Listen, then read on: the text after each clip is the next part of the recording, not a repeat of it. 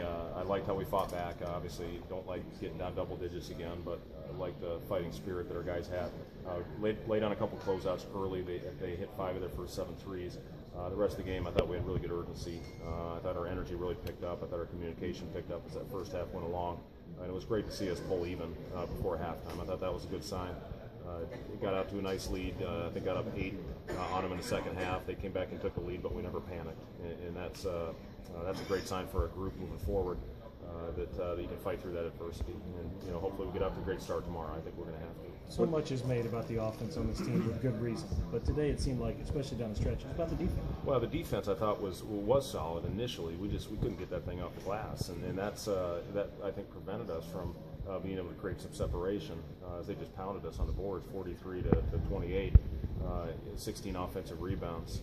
But we won the paint battle, and that was a goal coming into tonight. Outscored them by 11 in the paint.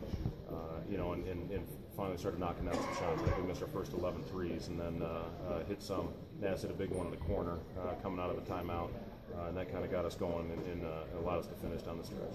Can you talk about the defense of Bryce and Abdul really early? When you guys were in that drought, it looked like they were making quite a bit of plays. I thought Bryce and Abdul had unbelievable energy for us tonight off the bench, and obviously we're going to need that tomorrow. We've got guys that have played really heavy minutes here these first couple games, and it's going to be very important for those two and Matt. Maybe a couple other guys that haven't had their name called in this Big 12 tournament to go out there and give us minutes. But again, we're going to be. It's a short term. I have to come back and play at 5 o'clock tomorrow. So get the guys off their feet, get them some rest, put a game plan together, and then come out and try to execute it tomorrow. When you saw Spangler get the ball down there, do you think there was any chance he'd miss that? No, absolutely not. It was a great find by them. We executed our initial switch well, and George gave ground. They ran that play against Kansas.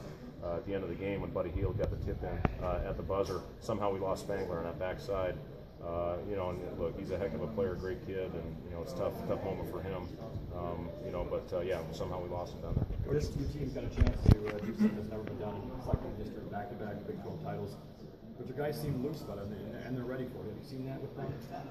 It's a pretty loose group, to be honest with you, and I think you have to have some of that at this time of year. But once game time rolls around, they're going to be ready to roll.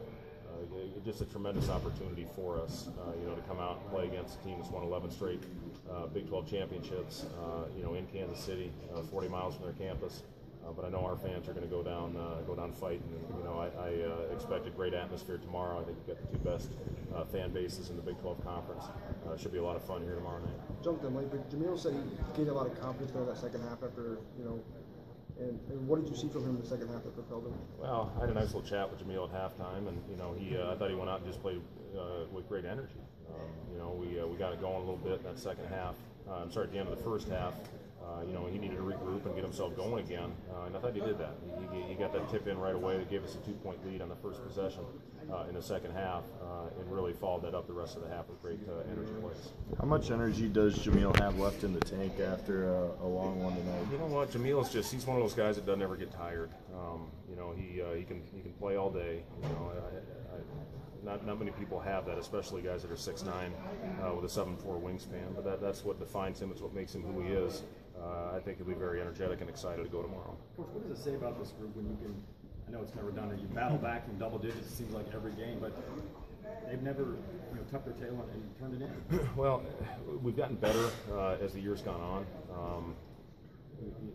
Earlier on in the year, we'd get down 10, it would get to 20. It seemed like when we got a double-digit deficit, we put our head down between our legs, and we didn't respond very well. Now the next step is not getting down double digits. The next step is coming out and us getting up double digits and trying to get off to a great start. And again, if we want to have a chance of winning tomorrow night, I think that's going to have to happen. The guys talked about taking the first punch from KU tomorrow night and responding. What do you tell them to keep them on their toes?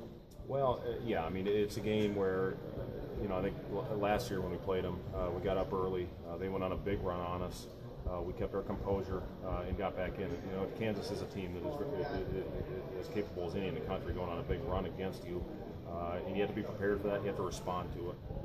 So we'll put a game plan together tonight and hopefully come out and play well.